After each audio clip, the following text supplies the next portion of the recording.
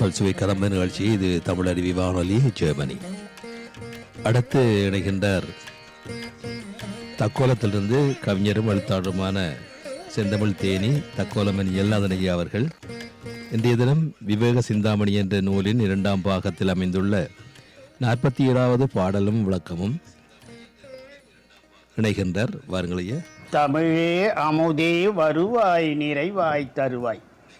உலகெங்கும் உள்ள தமிழ் உறவுகளுக்கும் ஜெர்மனி தமிழ் அறிவி வானொலிக்கும் இயக்குநர்கள் தமிழ்வேல் திரு நைனை விஜய் அவர்களுக்கும் தமிழ்ச்சுடர் திருமதி சசிகலா நைனை விஜய் அவர்களுக்கும் நேயர்களுக்கும் மற்றுமுள்ள அனைவருக்கும் என் வணக்கம். விவேக சிந்தாமணி 2ஆம் பாகம் எனும் தலைப்பில் அந்நூலில் உள்ள பாடல்களையும் என்னுள் பதிந்த கருத்து தெளிவுரையும் வழங்குகிறேன். தக்கோலம் என் ஜலநாதன், உத்திரமேரூர், தமிழ்நாடு. விவேக சிந்தாமணி 2ஆம் பாகம் பாடல் 47. காமத்தால் அழிந்தவர்.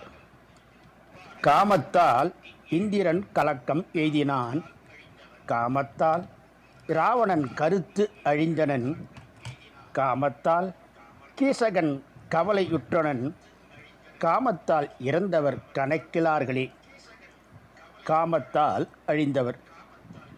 காமத்தால் இந்திரன் கலக்கம் எய்தினான், காமத்தால் இராவணன் கருத்து அழிந்தனன், காமத்தால் கீசகன் கவலையுற்றனன், காமத்தால் இறந்தவர் கணக்கிலார்களே. இந்திரன் அகலிகை என்ற மங்கை மீது கொண்ட காமத்தால் மனக்கலக்கம் அடைந்தான். ராவணன் சீதை மீது கொண்ட காமத்தால் தான் கொண்ட எண்ணம் நிறைவேறப் பெறாமல் அழிந்தான்.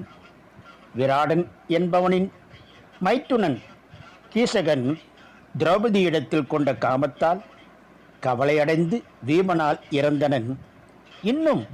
இன்னும் இவ்வாறே பெண் மீது கொள்ளும் காமத்தால் இறந்தவர் கணக்கற்றவர் ஆவார். காமம் நம்மையும் அழிக்கும், பிறரையும் அழைக்கும். எனவே காமம் என்றும் மனதில் பதிவு செய்யாதீர்கள். மீண்டும் பாடலை பார்ப்போம். காமத்தால் அழிந்தவர். காமத்தால் இந்திரன் கலக்கம் எய்தினான், காமத்தால் இராவணன் கருத்து அழிந்தனன், காமத்தால் கீசகன் கவலையுற்றனன், காமத்தால் இறந்தவர் கணக்கிலார்களே.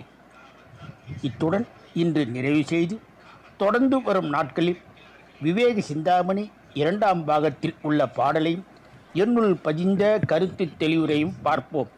வாய்ப்பளித்த ஜெர்மனி தமிழறி வானொலிக்கும் மற்றுமுள்ள அனைவருக்கும் நன்றி, வணக்கம்.